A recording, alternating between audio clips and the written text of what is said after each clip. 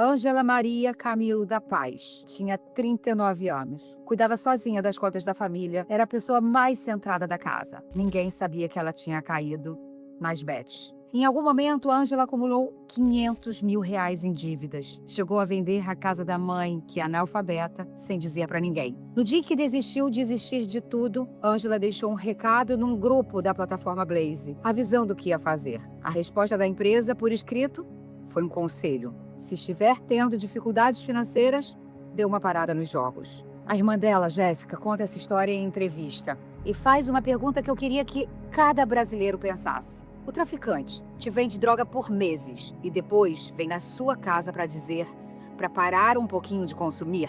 Essa cena, em diferentes graus, está acontecendo em milhões de casas brasileiras. E não foi por acaso. Vejam. Segundo o Data Senado, 22 milhões de brasileiros apostaram só nos 30 dias antes da pesquisa. E o TCU acendeu um alerta ainda mais grave. Em janeiro de 2025, beneficiários do Bolsa Família transferiram 3,7 bilhões de reais para casas de apostas em um mês. Isso é 27% de todo o dinheiro do programa naquele mês. 802 mil famílias comprometendo de forma crítica a própria renda. O TCU chamou as bets de cassino de bolso e ordenou ao Ministério do Desenvolvimento Social que apresentasse um plano de ação.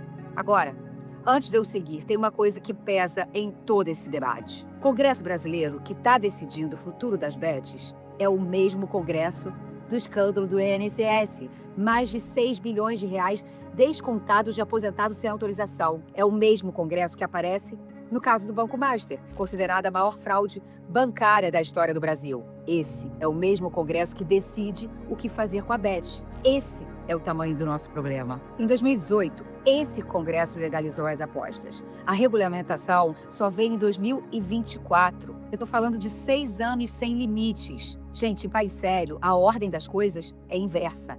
Primeiro, começa com uma regra rígida. Apenas depois disso que o mercado opera. Reino Unido, Austrália, Holanda, Espanha, todos fizeram assim. Aqui, a gente deixou crescer primeiro, para depois tentar organizar. E quando o Estado chega depois do mercado, quem dita as regras é quem tem dinheiro para contratar lobby. O caso da 1xBet é o exemplo perfeito. Em 2019, a 1xBet saiu do mercado britânico depois de uma investigação jornalística sobre práticas comerciais. Em 2024, a Bellingcat, uma organização internacional de jornalismo investigativo bastante respeitada, descobriu que a plataforma hospedava milhões de partidas amadoras de futebol e algumas com menores de idade jogando, recebendo aposta de gente do mundo inteiro. Essa mesma empresa, antes de ter autorização federal aqui, virou patrocinadora oficial do Cearense, do Goianão, de time de esportes brasileiro. Quando o Estado acordou para regular, já era uma marca muito conhecida. Aí veio o atalho. A Lotérgia, a Loteria do Rio, abriu credenciamento estadual e uma empresa ligada a 1xBet foi habilitada. O STF teve que entrar para dizer o óbvio. Licença estadual não vira autorização nacional disfarçada. Em julho de 2025, mesmo com tudo isso no histórico, a Secretaria de Prêmios e Apostas autorizou a 1xBet a operar oficialmente no Brasil.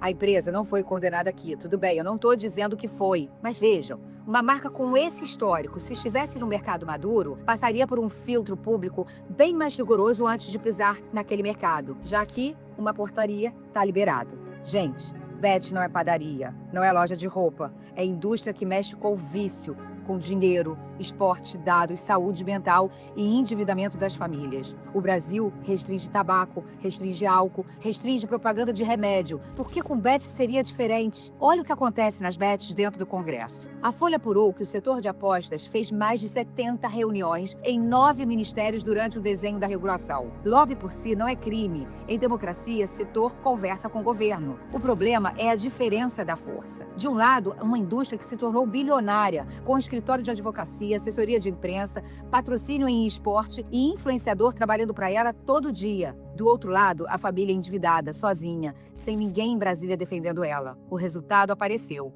A CPI das bets no Senado terminou com o próprio relatório rejeitado, 4 votos a 3. Primeira vez em 10 anos que isso aconteceu na casa. Essa CPI ouviu o depoimento do André Holanda, empresário de 40 anos que perdeu a casa, carro, quase o casamento, depois de 20 anos viciado em aposta. Em 2021, ele era o único paciente diagnosticado com ludopatia, vício em jogo, na clínica onde ele se internou. Hoje, tem milhares como ele. Mesmo com muitas histórias como essa, indícios de lavagem de dinheiro, evasão fiscal e manipulação de jogo, o relatório foi pro lixo. Eu tenho 4 filhos. Vejo essa indústria entrando na cabeça do adolescente e penso, que país a gente vai entregar para essa geração se a gente normalizar isso como entretenimento? Essas marcas estão em todos os times que o jovem admira. A resposta mínima não é moralismo. Não é dizer que a apostadora é irresponsável. A resposta é tratar bet como ela é, indústria de alto risco. Veja o que o mundo fez e o Brasil ainda